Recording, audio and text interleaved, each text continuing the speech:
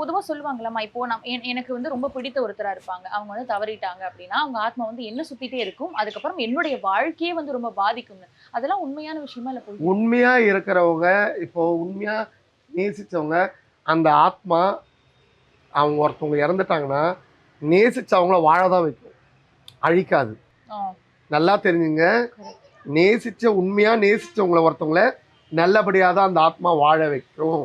உன்னால அந்த ஆத்மாவுக்கு எதனா நீ பண்ணி அந்த ஆத்மா துர்மரணம்னா உன்னை கொடுங்கோல் ஆட்சி தான் பண்ணும்.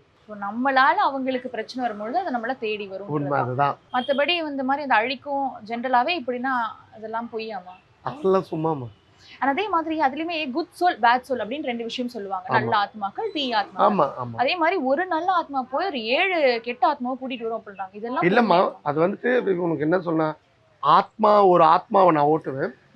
ஓட்டும் போது வந்துட்டு அப்பனை ஓம் நமச்சிவாயம் தான் சொல்ல வைப்போம். சொல்ல வச்சு அதோட உச்சி முடி ஒரிஜினல் முடியா நீ உச்சியில் இருக்க நாங்கள் பார்ப்போம். பார்த்தோன்னே அதை ஆடி முடி கொடுக்கும்.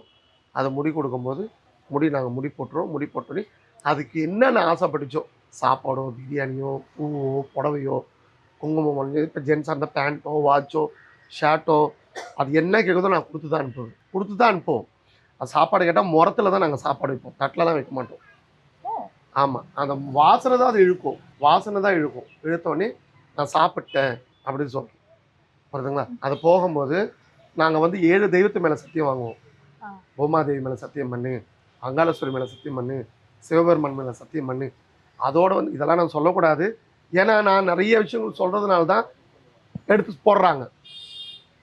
புரியுதுங்களா? நாங்கள் 2 விஷயம் கேட்போம் அதுக்கிட்ட. புரியுதுங்களா? அது வாழ வைக்கிறதுனா அது வேற மாதிரி சொல்லுவோம். சாவடிக்கிறதுனா சாவுக்கு என்ன யூஸ் பண்ணுறோமோ அதை சொல்கிறோம். அப்பயே நாங்கள் தெரிஞ்சுக்கோம், ஆஹா இது வாழ வைக்காது அப்படின்னு சொல்லுவோம். அதுக்கு என்ன நம்ம பரிகாரம் பண்ணுமோ அதை பரிகாரம் பண்ணி அது வாயாலே சத்தியம் பண்ணி. ஆனா அது மாதிரி பண்றதெல்லாம் சிலது வந்துட்டு ஏமாத்தோம் அப்படின்லாம் சொல்லுவாங்களே, அதெல்லாம் உண்மையாமா? சில விஷயங்கள்லாம் ஏமாத்துமா. நான் தான் சாமி வந்திருக்கிறேன், அப்படியாமா? நான் அளவு போட்டுக்கிறேன் அப்படிலாம் சொல்லுவோம். அதெல்லாம் நல்லா தெரிஞ்சவங்க தான் கரெக்டாக கண்டுபிடிப்பாங்க.